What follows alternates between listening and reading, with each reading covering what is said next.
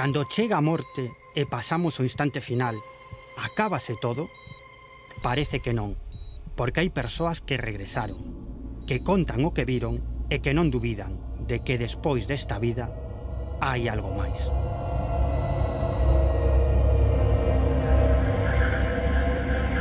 As testemunhas de dúcias de persoas que pasaron por un proceso de morte clínica, é dicir, que durante uns intres o seu corazón deixou de latexar. Estamos falando de experiencias perto cercanas da morte. Eu sentín, non sei, era como se fose un túnel. Eu vin que estaban un pouco alarmados e eu sentín que se me iba a vida. Hai multitude de crónicas históricas e incluso religiosas que aluden a experiencias cercanas á morte na antigüedade. Como se ora de repente se me abrira un buraco debaixo dos pés e salira despedido a unha velocidade vertiginosa. Isto é imprescindible porque se non o fixera, pois pode quedar para sempre no mundo dos mortos ou pode quedar sin voz para sempre.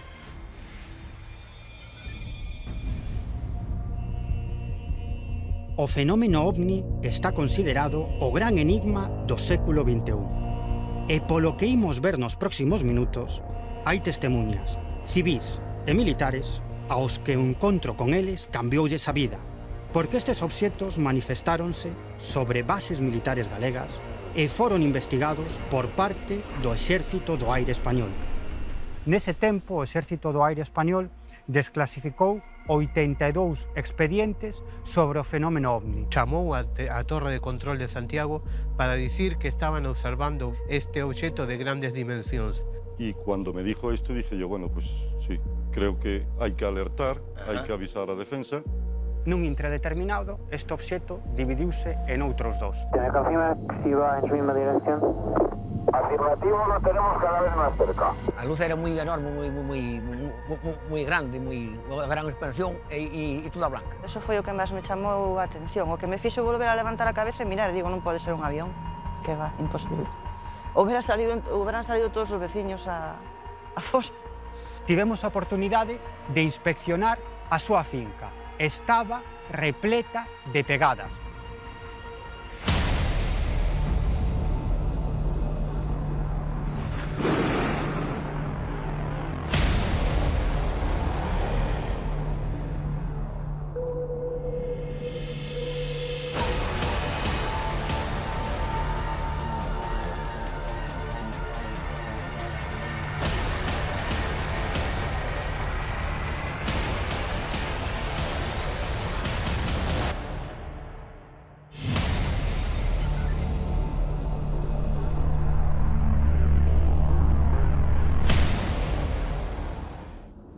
A morte.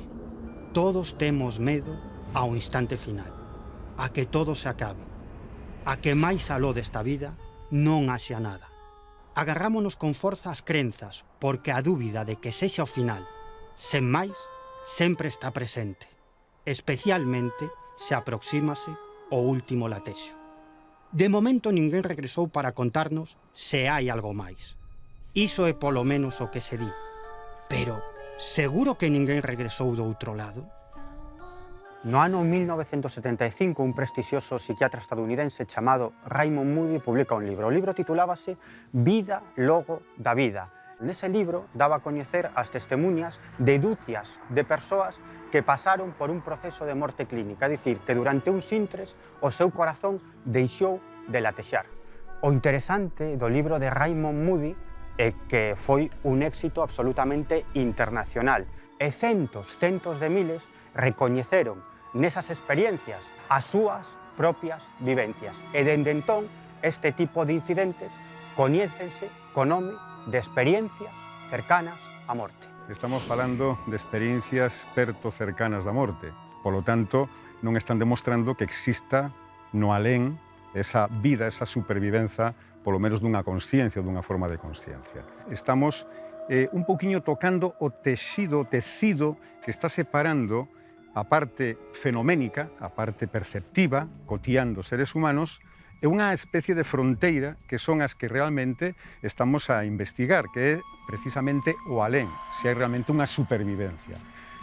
Probas non hai, ata o momento non hai ningunha. Se hai unha proba, dunha posible porta de entrada que é a que realmente non está de todo aberta.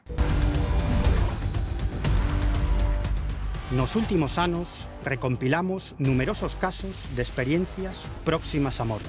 Un dos máis interesantes protagonizou unha viguesa Blanca Rodríguez, porque reúne todos os elementos para pensar que foi real. Nunca falou diante das cámaras de televisión, nunca ata agora. A operación foi unha histerectomía, a extirpación do útero. Foi unha cousa rápida, eu fui unha revisión ginecolóxica e o médico me dixo que tiña que ser intervenida urgentemente. Eu sentín, non sei, era como se fose un túnel, pero era unha luz azul, blanca, brillante, moi brillante, pero o azul era un azul moi tranquilo, moi sosegado, e a luz blanca tamén. Esa luz, eu pasaba correndo, eu non corría, pasaba a moita velocidade, pasaba a través desa luz. Imos ata Vigo, porque preto de Redondela espéranos o protagonista dun suceso moi especial. El non cría nestas cousas, xa que a súa formación científica chocaba frontalmente contra a posibilidade de que máis aló desta vida houvese algo. Pero viviu unha experiencia que cambiaría a súa forma de pensar para sempre. Eu topábame moi mal con unha infección que non acababa de remitir co tratamento normal, entón marcheime a urxencias do Hospital de Canarias, porque nas Palmas de Gran Canaria, porque en ese momento eu vivía ali, que vivín alá estos 4 anos. Entón, en ese momento funme a urxencias, e en urxencias puxéronme unha inyección. Esa inyección pillou un vaso sanguíneo, empezou a manar sangre, e a partir dese momento eu vin que estaban un pouco alarmados, e eu sentín que se me iba a vida. Quedeime sumido nunha oscuridade total, pero en esa oscuridade total eu non perdín a consciencia en ningún momento, en ningún intre. E xusto cando estaba sumerxido en esa oscuridade total, eu pensaba que as neuronas tiñan un certo tempo de vida cando paraba o corazón.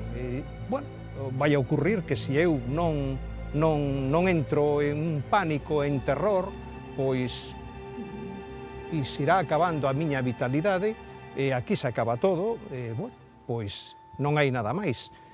E cando estaba sumido nestas reflexións, eu sentín por sorpresa, agarroume por sorpresa, como se ora de repente se me abrira un buraco debaixo dos pés e salira despedido a unha velocidade vertiginosa hacia diante, non?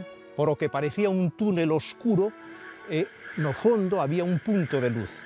E eu iba así, sentíame como cas mans pegadas ao corpo, os pés hacia diante, non podía facer nada máis que ver que pasaba, non? E ao final, pois, fuime acercando a ese punto de luz que había ao final do túnel e quedeime como zambullido en esa luz. Unha luz resplandeciente dunha intensidade tremenda, como refulgente, que eu formaba parte desa luz e que fundíame en ela e sentía unha sensación de paz, de libertad, de alegría, de intensidade, de inmensidade, e sobre todo un gozo interior que eu nos momentos mellores da miña vida jamás había tido, non? Entón, pois, cando estaba disfrutando desas sensacións, eu, como teño unha mente analítica, dixen, bueno, pois estou morto, onde está meu corpo? As características hai unha parte importantísima que é o que se chama inefabilidade, é dicir, que moitas persoas non poden describir, non poden narrar toda a experiencia, porque é moi persoal e difícil de dicir en palabras. Pero sí é certo que a primeira son moi características incluso alleas a outro tipo de tradicións ou culturas que converxen entre sí. Raymond Moody, na década dos 70, foi o primeiro que sistematizou, despois Kenneth Green e outros. Pero o característico é a primeira esa sensación de paz. É moi importante, é unha especie de sensación de paz interior, etcétera, que a xente paradóxicamente non quere voltar de novo ao corpo físico, ao mundo físico terreal. En do tempo, é como se parara, eu sentín a presencia de dúas persoas. Unha persoa que eu a identifiquei con unha amiga miña que había morto aos 30 anos. Eu lle pedía que... Isto non pode ser, decía. Isto non pode ser. Pero siempre, siempre, siempre dentro de una luz blanca, blanca. La luz azul solamente fue en el momento de pasar o túnel, digamos, un corredor. Era un corredor que había unha luz, pero era un azul que non o podo descifrar, porque era un azul, nin era azul oscuro, nin era azul claro, nin era azul cobalto, era un azulón distinto, pero a todo isto había outra persoa máis, que eu non soupe poñerlle cara. Era como unha luz tamén blanca, pero eu, para min, era un home maior e con barba. Es lo que... Pero no puedo descifrar la cara.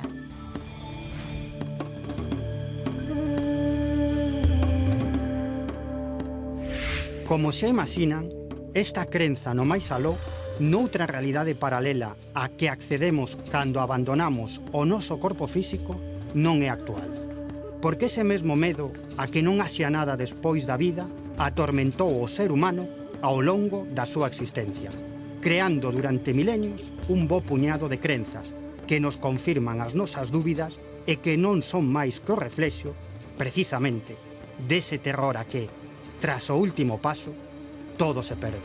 Hai multitude de crónicas históricas e incluso religiosas que aluden a experiencias cercanas á morte na antigüedade. Por exemplo, no século VIII despois de Cristo, un sabio budista recopilou unha serie de textos milenarios sobre o que nos espera logo da morte. Eses textos, actualmente, coñécense co nome de O Libro Tibetano da Morte. Neses textos, o que lemos é que cando a persoa falece, o primeiro que ocorre é que observa o seu corpo dende certa distancia, dende certa altura. Tenta comunicarse cos seus seres queridos, cos seus amigos, cos seus familiares que están alrededor do seu corpo e non lle fan ningún caso. Eso quere dicir que está morto. Acto seguido, según o libro tibetano dos mortos, esa persoa falecida, esa alma, observa unha luminosidade moi potente, de enorme beleza. E cando a alma, o espírito, atravesa esa luminosidade, encóntrase con familiares falecidos, con amigos falecidos, e acto seguido aparece diante desa persoa falecida Mara, unha deusa budista que sostén nunha das súas mans un espello no que se reflecten todas as accións desa persoa na terra, tanto as boas accións como as malas accións. Curiosamente, ese xuicio á vida na terra, a vida terrenal, tamén a encontramos noutros textos milenarios, por exemplo, o libro exipcio dos mortos, que son outra serie de textos, neste caso da cultura exipcia, que falan do que nos espera logo da morte. A morte estivo moi vinculada ao pobo galego ao longo da historia. Milleiros de anos atrás, os nosos bosques, as nosas montañas, estaban habitadas polos espíritos dos que se foron antes de tempo. E ata estes mesmos sitios viñan os homes de poder, porque, segundo dicían, sabían abrir as portas ao máis aló. Estamos en Portalén, a porta máis alá, un lugar único na xeografía galega no que se pode comunicar cos mortos. Di a tradición que hai que cruzar esta porta de pedra e traer unha ofrenda que pode ser un pouquiño de viño, un anaquiño de pan ou unha candea acesa.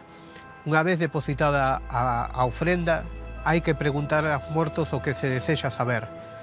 E di a tradición que se escoitará a resposta modulada no vento ao bater o aire contra as pedras. Unha vez rematado a pregunta e escoitada a resposta, a persoa ten que volver a pasar polo mismo lugar por donde entrou, por a mesma porta, e guardar o segredo do que se escoitou do outro lado. Isto é imprescindible porque se non o fixera, pois pode quedar para sempre no mundo dos mortos ou pode quedar sin voz para sempre. En Galicia, a liña que separa o máis aló do noso mundo é moito máis fina que noutros lugares.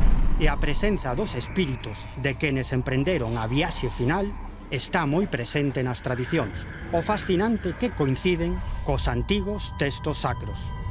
Depois está o túnel típico cunha luz ao final do túnel. Outras persoas ven ali unha serie de presencias que poden ser da súa cultura religiosa, outros ven a familiares, etc. Importante tamén ter en conta que moitas persoas son capaces de percibir fora do seu corpo a súa propia consciencia, percibir que están fora, e aquí o tema interesante, case tamén de tipo paranormal, que son capaces de poder percibir cousas que están fora do alcance físico, como outras habitacións, en riba, por exemplo, dun armario, poder percibilas. Eu encontrábame moi ben e o ser, eu empecé a pedir, por favor, deixame un pouco máis, que eu non polle darlle este disgusto nin a miña nai, nin a meu marido, nin ao médico.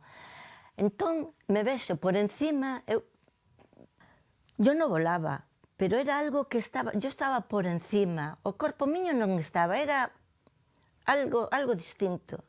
Pero eu vía no Rosal, nas Eiras, temos unha casa, eu vía que estaban eu no centro, como se estivese morta, estaba a miña nai, meus fillos, meu marido. Eu volvo a pedir, non podo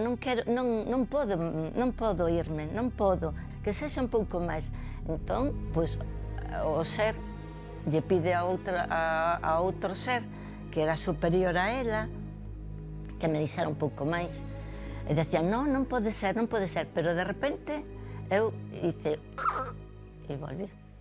En ese momento, pois, eu, claro, estaba recreándome en aquilo, pero a miña cabeza non preguntábase onde está meu corpo, porque eu sentíame como con un corpo distinto de enerxía, sentía as mans, sentía os pés, pero un corpo moito máis grande do que teño agora, non? O sea, como unha especie de globo, de enerxía, non? Eu sentíame aí inmerso.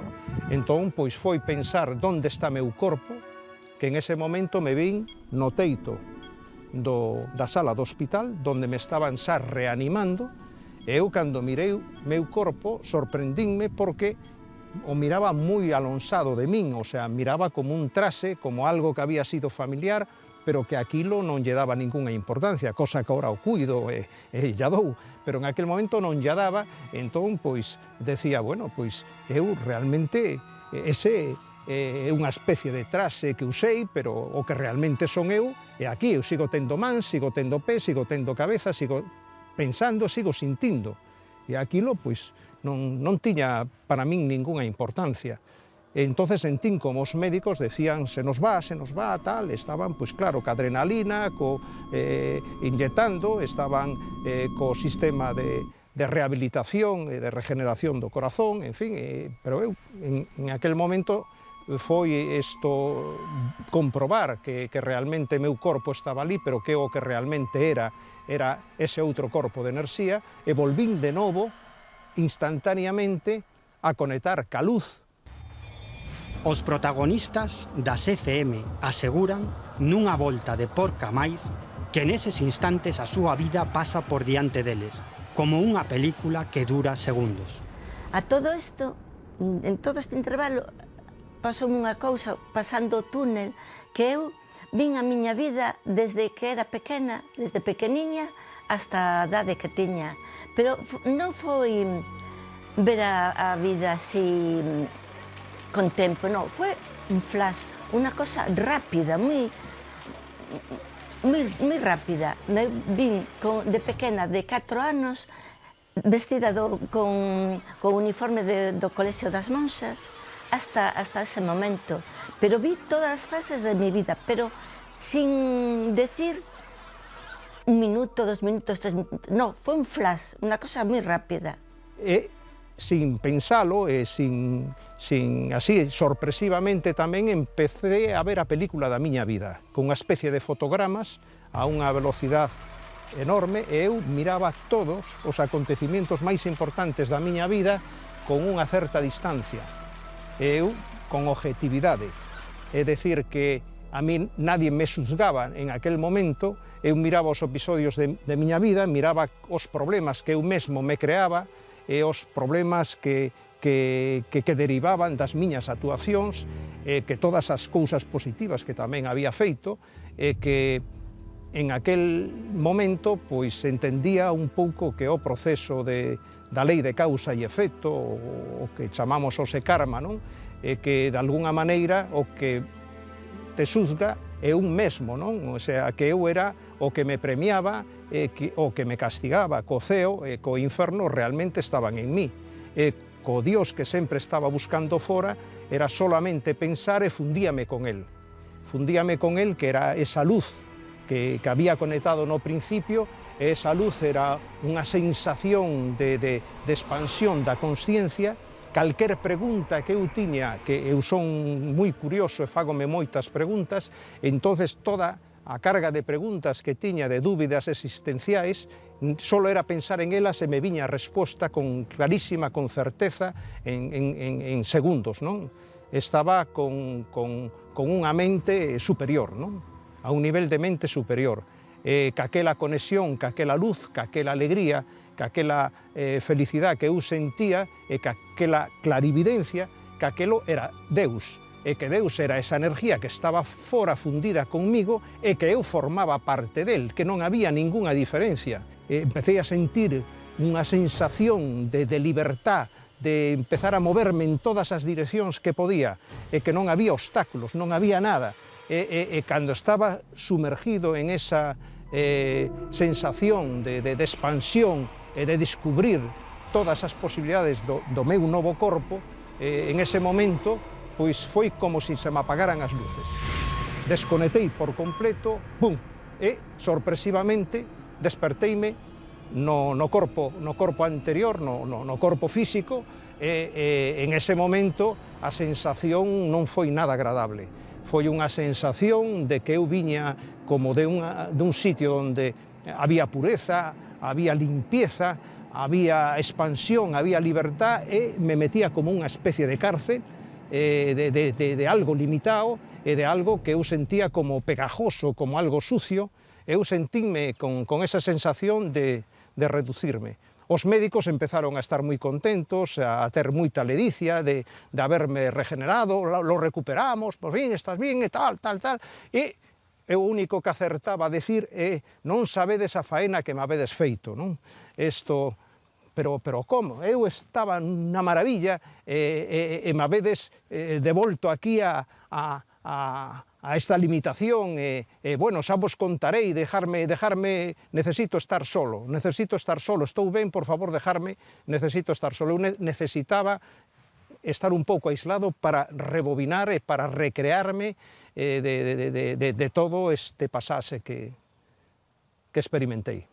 Pero o máis importante é que ao regreso a consciencia, o corpo físico, podemos dicilo así, a persoa ten unha especie de conversión. É dicir, son persoas que teñen un cambio na súa actitude fronte á morte. Están moito máis calmadas, teñen unha sensación de felicidade e, moito máis importante, unha compasión, unhas gañas de ter, de algún xeito, un obxectivo na súa vida, que é axudar as persoas, sobre todo, desenvolver máis felicidade e máis bondade no mundo. Eu conteille a experiencia a meu marido e quedei un pouco traumatizada. Unha cousa rara, que para ele era un mal rato, para mí non foi un mal rato, foi un rato moi bo, pero afeitoume e ademais eu penso que a vida esta non é a verdadeira vida, a vida é a outra. É unha vida tranquila, onde non vamos a ter problemas, onde tes a máxima paz. Estás moi ben, moi ben, moi ben. Bueno, eu, a partir desta experiencia, marcoume muitísimo, claro, a miña vida variou de rumbo. Eu estaba inmerso no mundo do marketing de ventas, entón, pois era a miña especialidade, ademais, me iba moi ben. Entón, pois, a partir disto, empecé a darme conta que o meu interés principal era descubrir o senso da vida, que estamos aquí por algo máis, non que non por acumular cartos, por comprar cousas. Entón, a partir dese intre, matriculeime e empecé a estudiar psicoloxía. Entón, pois, son un psicólogo clínico, e claro, agora, o concepto que teño é moito máis enriquecido, pudo asimilar mellor moito a experiencia que tuven.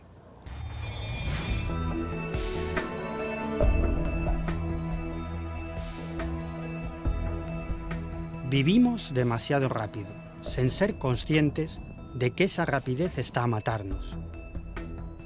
Quizáis non pensamos na morte porque nos dá vertixe, medo a non chegar a ningunha conclusión.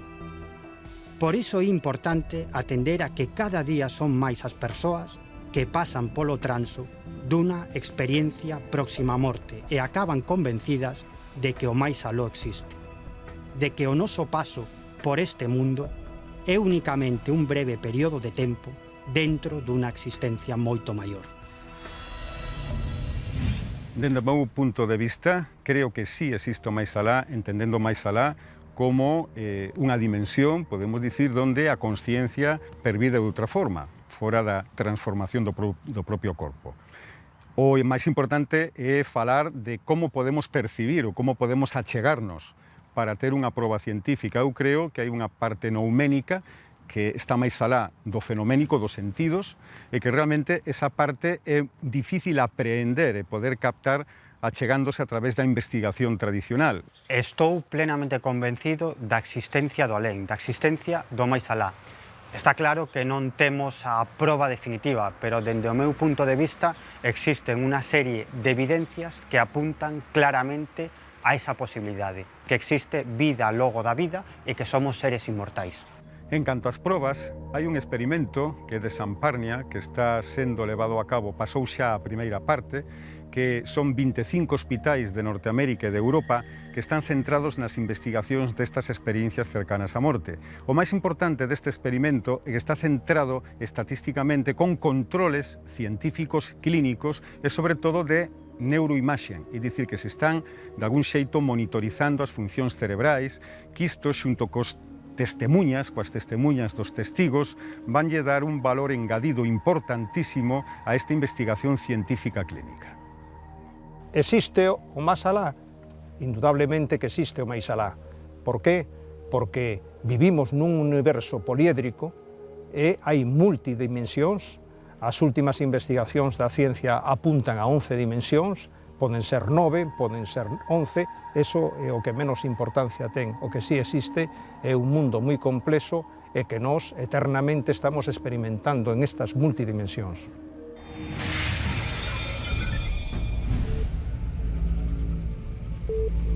Reconforta escoitar testemuños como os que mostramos, porque máis por fe que por certeza, lévanos a pensar que tal vez exista vida despois da morte.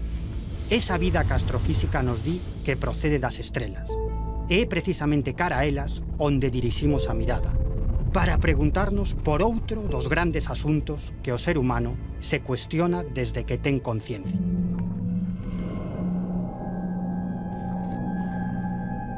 Hai vida intelixente máis aló do noso planeta ou somos un minúsculo milagre da inmensidade do universo? Se a resposta é afirmativa, xorde unha pregunta aínda máis inquietante. Visitáronnos algunha vez? Para profundizar na explicación de todo isto, quixemos centrarnos no período que vai entre o ano 1992 e 1998. Nese tempo, o Exército do Aire Español desclasificou 82 expedientes sobre o fenómeno OVNI. E segundo a maioría dos expertos que estudaron estes expedientes, moitos deles están manipulados e non mostran fielmente o sucedido. É precisamente neste período, entre finais do ano 1995 e principios do ano 1996, cando ten lugar nos ceos de Galicia a última gran oleada de ovnis en Europa. Tal é o descaro co que se presenta o fenómeno ovni que en ocasións maniféstase sobre instalacións castrenses. A noite do 27 de novembro de 1995, algo aconteceu sobre o recinto militar das Gándaras, en Lugo. Algo difícil de explicar. A cámara do polvorín militar das Gándaras estaba captando a presenza dun enorme obxeto voador non identificado. A través das pantallas da sala de vixiancia, os militares que estaban ali contemplaban perfectamente ese obxeto voador non identificado. Incluso no seu momento dixéronme que forzaron o zoom ao máximo e aí é cando contemplaron a verdadeira forma do ovni. Tratábase dun obxeto en forma de balón de rugby moi luminoso. Ao mesmo tempo, tamén desde as instalacións dese polvorín militar, os soldados, os militares, estaban observando o ovni cos seus propios ollos. Tratábase dun obxeto, dixéronme no seu momento, enorme e moi luminoso. Pouco tempo despois despegaron dous cazas militares do exército español que estiveron dando voltas ao redor deste obxeto voador non identificado. E unhas horas despois, cando estaba a puntiño de amancer, este ovni en forma de balón de rugby realizou unha serie de movementos moi suaves e simplemente se desvaneceu. Eso é o que contáronme os militares do polvorín militar das Gándaras. Como estamos a ver, non foi a primeira vez que os corpos de seguridade do Estado observaron estes fenómenos. O luns 5 de decembro de 1989, un veciño da localidade do Castro alertou ao cuartel da Garda Civil de Sada porque estaba a ver un disco luminoso sobre a cidade. Entón, aconteceu o inesperado.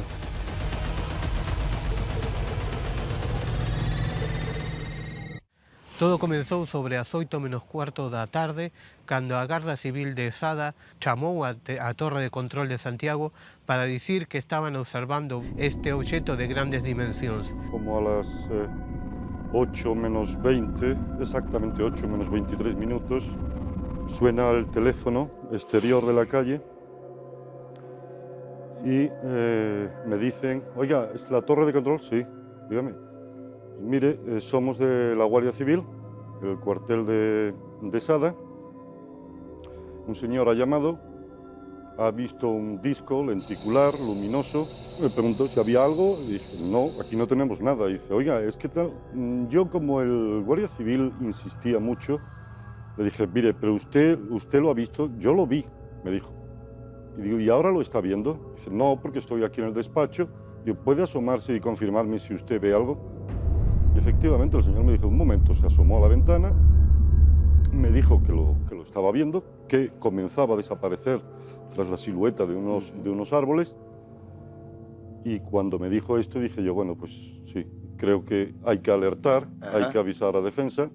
Chamou a Madrid para informar da situación e minutos despois o radar de vigilancia aérea militar chamáronlo para confirmar que tamén eles estaban a registrar este obxecto.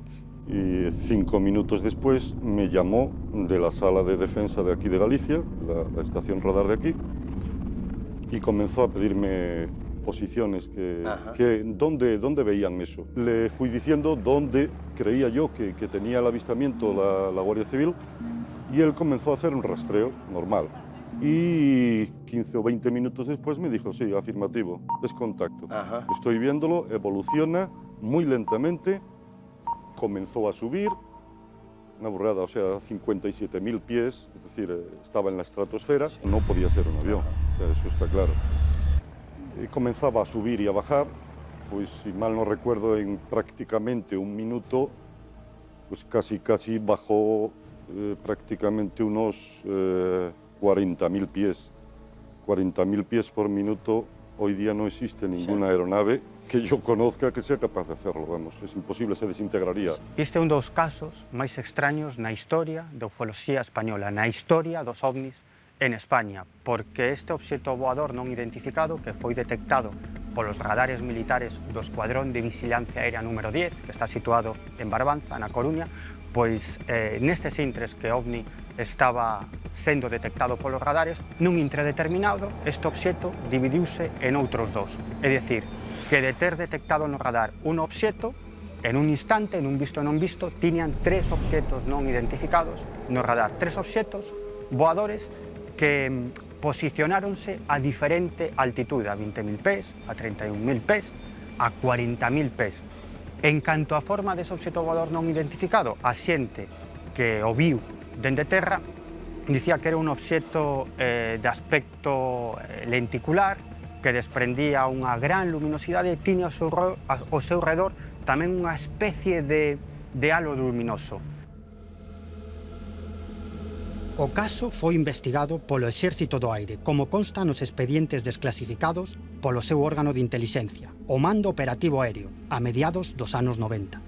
Simplemente el ejército español la desclasificó y a partir de ahí no comentan. Si hay algo o no lo hay, no suelen mojarse para decir tampoco qué es. O que ocorre é que ese informe está absolutamente incompleto porque solamente se fala da detección dese obxeto voador non identificado, pero absolutamente nada se di sobre os cambios de altitude, absolutamente nada se di sobre os testigos que divisaron este obxeto dende terra e, por suposto, nada, absolutamente nada se di deses 3 obxetos voadores non identificados que apareceron nun momento determinado a diferente altitude.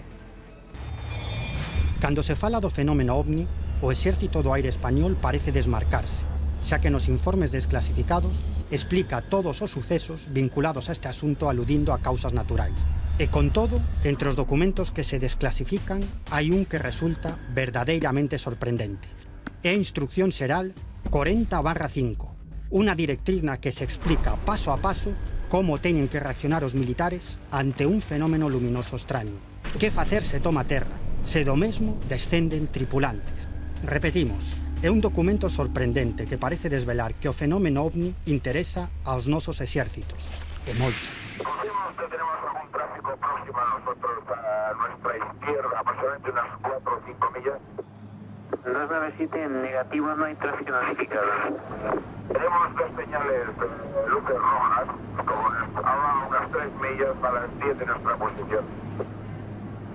Aproximadamente a la misma altura. A las 10 de la posición, a unas 3 millas a la izquierda de su posición ahora. Afirmativo. 7297, ¿me confirman las luces están en el mar o están en el aire? El avión es un tráfico y está aproximadamente a nuestra altura. Ahora estamos librando nosotros 250. Este tráfico andará por entre 23 y 26. 297, ¿me confirman si va en su misma dirección? Afirmativo, lo tenemos cada vez más cerca. He incrementado el rate de ascenso a través de 280 y el tráfico este sube mucho más rápido que nosotros y se acerca cada vez más. De acuerdo, ¿desea que llamemos a algún interceptor de la defensa? Si es posible, sí, información, porque el tráfico está a menos de media milla y ahora mismo ha bajado un montón. Ha bajado, ahora debe estar a unos 3.000 pies por debajo de nosotros. De acuerdo, vamos a comunicar con defensa por si saben algo. Persoal militar, pilotos comerciais, civís. O fenómeno OVNI é tan esquivo como inexplicable, porque se manifesta ante milleiros de testemunhas de toda a condición como, cando e onde lle ven en gana, sen que podamos determinar que intencións ten tras a súa, en ocasións, absurda conducta.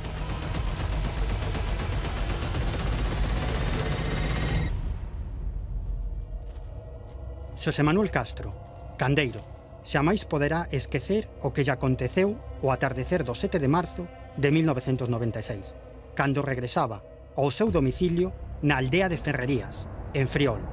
Entón, do ceo descendeu algo. Era unha bola que desprendía unha luminosidade enorme. Aquelo chamoulle moitísimo a atención. A luz era moi enorme, moi grande, unha gran expansión e toda blanca. Unha esfera moi blanca. E tenía un sonido como a vegas de trobos de miel. Era un sonido moi grande, moi enorme.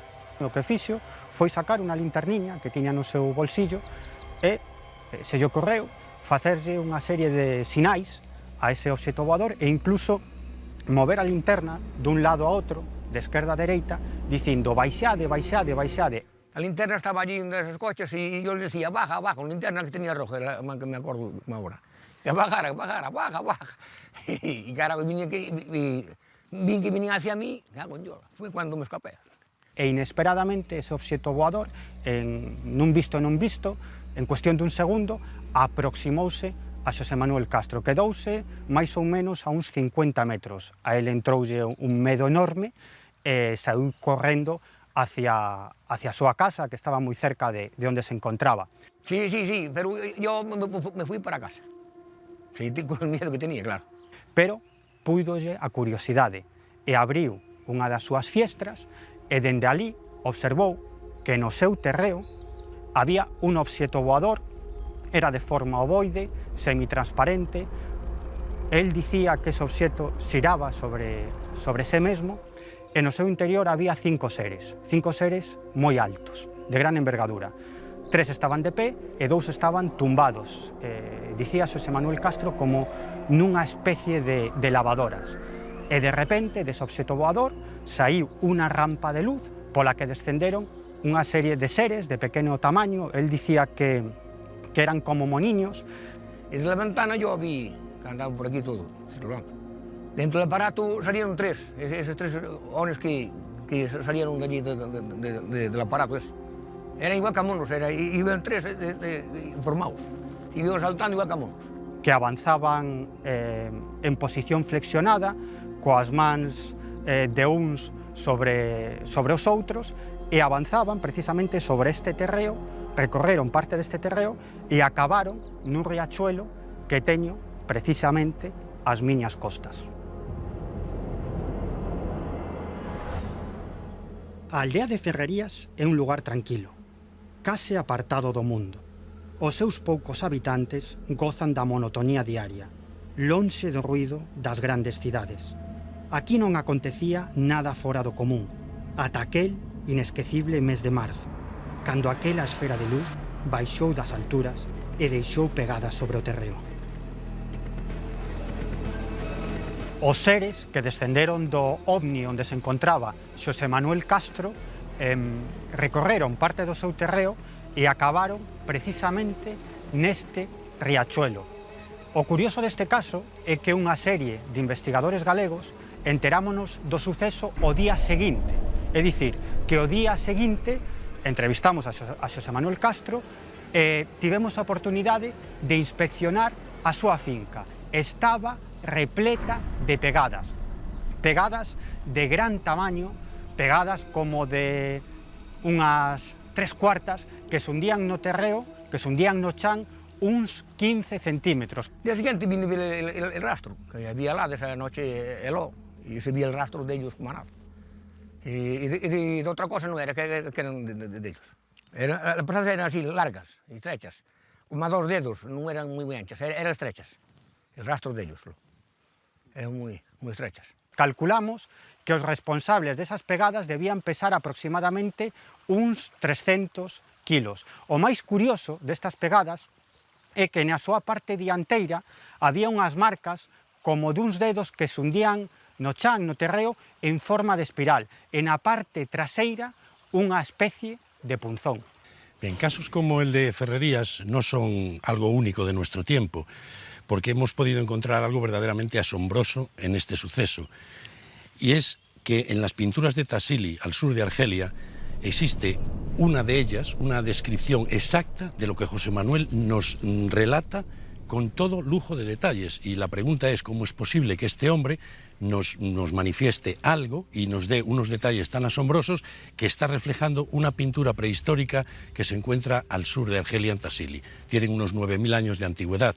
Los detalles son tan asombrosos que en la propia pintura se puede ver hasta difusamente, pero la rampa de luz por la que bajan esos seres pequeños con cascos, y a su vez los describe José Manuel exactamente en este lugar, cómo llevaban las rodillas flexionadas, cosa verdaderamente increíble que él pudiese fijarse y dar ese detalle que figura en Tassili, y cómo, que es lo más asombroso de todo, llevaban las manos puestas, como decía José Manuel, parecía que iban como jugando al tren, uno en el hombro del otro y el segundo en el hombro del primero, y con las rodillas flexionadas saltaban de esa forma. Esa descripción que nos hace José Manuel de lo que él vio aquí, que realmente él aquí lo presenció a 50 metros de distancia, es la misma escena que está dibujada en Tassili, pero que tiene 9.000 años de antigüedad. Non foi o único suceso extraño. Uns minutos antes, o misterioso artefacto atravesou o espacio aéreo dunha base militar de comunicación situada no Monte Campelo, a apenas 13 kilómetros en línea recta de Ferrerías. Un grupo de militares que estaban na base do Campelo viron como na antena de comunicación había varias luces que xiraban alrededor da antena. As dúas luces se convirtieron en unha e saíron en dirección a Ferrerías, que queda moi poucos kilómetros ali. Alí, esa mesma noite en Ferrerías, é onde José Manuel Castro tería o seu encontro cos ovnis. El caso de Ferrerías no fue un caso aislado en esta zona. Días antes, de ese 7 de marzo del 96, ya se habían producido, habíamos investigado una serie de sucesos de avistamiento de luces a muy baja altura, en concreto a un matrimonio de la zona de Sarria que circulaba por esta zona a las 2 de la madrugada, fueron seguidos por una esfera bastante grande, de unas enormes dimensiones, a muy baja altura que se les puso prácticamente delante del vehículo. Y días después, poco antes repito, del avistamiento de Ferrerías, se produce otro avistamiento mucho más espectacular en la zona de Vicinte, que queda detrás de mí, a dos personas que viajaban en un vehículo a las 11 de la noche, y se trataba de dos esferas bastante grandes que se pusieron a la altura del vehículo y lo siguieron durante varios kilómetros hasta llegar a esa localidad de domicilio que era Vicinte. Ya después de producirse el avistamiento de Ferrerías, en los días inmediatamente posteriores se produjeron en esta zona otra serie de sucesos bastante extraños. Pois a ver, eu estaba, como facíamos moi a menudo, collendo auga nunha fonte que hai ali cerquiña. Estaba guardando as garrafas no maletero do coche. E nada, mirei para arriba e vin unha cousa en forma de rombo, con 4 luces, con 4 focos nos extremos, de luz blanca. E así en un principio, desto que non o pensas, pensei que era un avión. E seguín colocando as garrafas no maletero, e deime conta, non? Digo, jolín, para ser un avión, tería que facer un ruido tan baixín, o sea, oír tan baixo, tiña que facer un ruido exageradísimo, non? Eso foi o que máis me chamou a atención, o que me fixo volver a levantar a cabeza e mirar, digo, non pode ser un avión, que va, imposible. Houberan salido todos os veciños a fora. O seguinte fin de semana, cando vin a prensa, pois o que decían que pasaran Ferrerías, pois está como a 2 kilómetros de onde estaba eu, en Cotá, guardando a auga. El suceso ocurrido en la zona de Acevedo, muy cerquita de aquí, como a 3 kilómetros en línea recta, desde donde un vecino pudo observar cómo durante varias horas en la noche un foco luminoso de varios colores, que él describía como si fuesen los colores del arco iris, circulaba por esta zona a muy baja altura y lo que hacía era iluminar potentemente los pinares y toda la zona, como si fuese completamente de día. Es más, me dio un detalle muy concreto. Me dijo, como desde mi casa se ve la zona de Ferrerías, ese foco pasó justamente por encima de la finca de donde dicen que había aterrizado aquella nave. Guste ou non, está claro que o fenómeno ovni é real e continúa sendo un desafío para a nosa comprensión. Din que é o maior enigma ao que se enfronta o ser humano nesta época extraordinariamente tecnolóxica. Un misterio que, como poidemos ver, non distingue de sexo, raza ou estamento social. Maniféstase intelixentemente cando considera oportuno, saltándose impunemente os sistemas de defensa dos nosos exércitos e corpos de seguridade, demostrando que detrás do fenómeno hai algo que en ocasións parece xogar coa testemunha, ao momento de que a vida desta, desde ese instante, xa non volve a ser igual.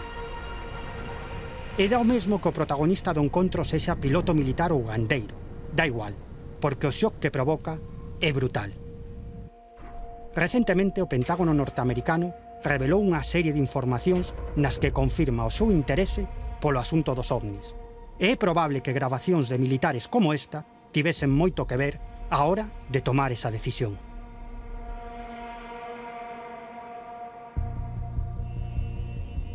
Que hai detrás deste fenómeno? Hai que temelo ou, pola contra, alegrarse de que o contacto, como afirman moitas testemunhas, está máis preto do que imaginamos?